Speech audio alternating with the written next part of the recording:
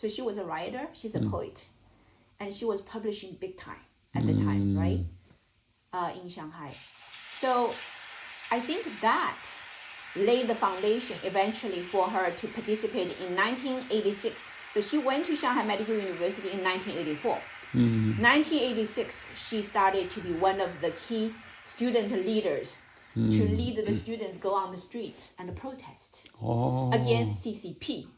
At the time, Shanghai City had the mayor is not the mayor, it's like the CCP secretary, which means top leader for Shanghai City, was Jiang Zemin. So Tongwen and Jiang Zemin definitely had some historical, confrontation all the time. Even when she was a young student, Jiang Zemin wanted to persecute the student movement. So Tongwen was wearing this white jacket and led the students to go on the street to protest against CCP's, bad policies for the college. And Jiang Zemin ordered persecution, right? Crackdown. That time, 1986, they didn't use gun to shoot the students. Shanghai people would not allow that. So they used the hose, water, flushing. To, isn't that funny? The word flushing. They used the water hose. Water hose, yeah. Right? So Tongwen was on the street and experienced that. So after that, Tongwen felt that China was not a place she wanted to continue to live. She didn't like it, also because she was always studying American culture, English, right? I mean, her world is all English world, right? So her mind naturally was thinking something else. But it was funny.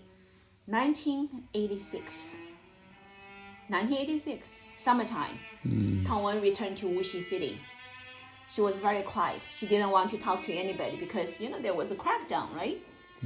So she didn't share any thoughts with the parents, but she was studying. She was reading magazine. She was always reading and writing, like an author, right? She was very, very productive writing. So one afternoon, I still remember, she was looking at the magazine. The magazine had a page says, there is a set of tests. Please answer those questions. And then, there will be an answer about what's the best for your future. So Tongwen said, yeah, I'm really interested in knowing what's the best choice now for my future. So she answered all those questions, right? And then she flipped to the end of the magazine, which delivers the answer, right? So she answered the question, there is a score. According to the score, there is a advice. And the advice was very clear. It says, you shall leave China and go to America. Isn't that funny? So Tongwen looked at it, was like, oh, I need to go to America. That's answer just so easy, right? So September 1986, Tongwen went back to Shanghai Medical University. Immediately go to the library and search for what is the solution, how to go to America. And then she figured out very fast that she needs to take TOEFL test. TOEFL is English language test. She needs to get money to support her because she has no money, nothing. And in order to go to America, you need to get graduate school. You need to go into graduate school, right? At the time, Tongwen had no college degree because China, after high school, you go straight to medical school, right? So Tongwen's medical school, Shanghai Medical University, is 6 years. She was in her third year. Certainly, there is no graduation certification, right? Also, the school doesn't give her transcript because the school says no students shall leave China. The policy came out, no students shall leave China. So in order to prevent the students from leaving China, they don't give transcript, thinking that, of course, no transcript, you cannot get accepted by American university, right? So Tongwen had no transcript, okay? And she had no degree, high school degree. But, that's not going to go into graduate school to get a PhD, right? I mean, it was impossible. But Tongwen didn't think about it. She just decided that this is something she needs to do. And she prepared TOEFL test. She prepared the GRE, which is the graduate school entrance exam. Okay?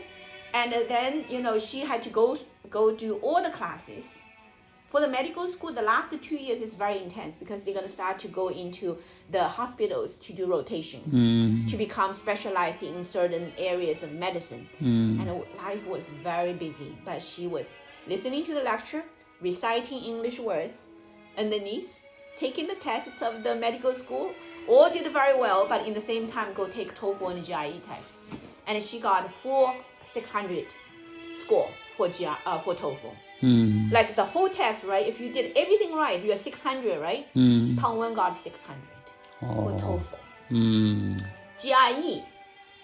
GRE include the reading and writing, right? Reading comprehension and writing, and also lots of tests about biology,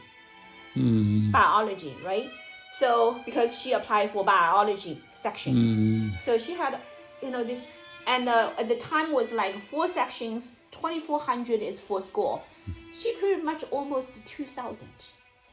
So the kind of score she got was unimaginably high. Okay? She didn't realize it. She just tried her best, but at the same time, she had to go do the medical school last 2 years of work.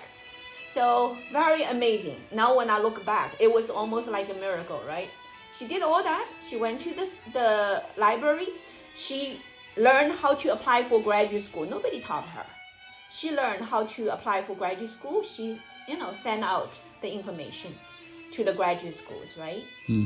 So 86, September started. By the time of 88, May, she already finished all the submission of all the information, right? And she waited. Nothing. Nothing came out. Already May. What's worse is that she also quit medical school because as if she thinks that she will definitely leave. She went to the school and quit it. Why? Because she need to get some record of her study. Only when she quit it, she can get the record of her study. The basically called a transcript, but they don't give you official transcript. They can give you a record that, you studied here. So she decided that she quit. So she didn't tell anybody. And she quit herself from the school. And she was waiting for America to take her. That's very brave, right? Yeah. And there was nothing. Of course, nothing. It was totally impossible. Okay, you have no graduation certification. You're from communist China. Nobody knows how your transcript means, right? How American graduate school is going to accept a student from China without any record, right? Yeah. Any official record, right? Nothing. So she was sitting in the dormitory, 3 o'clock in the morning. She could not sleep anymore. Okay? She got up. She went to the place. At the time, Chinese people had no way to call America. There's no phone line that you can directly call. No such revenue. Only a special place. Only Shanghai has it. Other places don't even have that. Shanghai, because the connection with America is pretty busy in terms of business, most likely. Yeah. So there is a place called Waitan. Waitan means outside beach. Okay, it's a water side. Okay, by the water. They have an international phone call booth, and the people can go there and line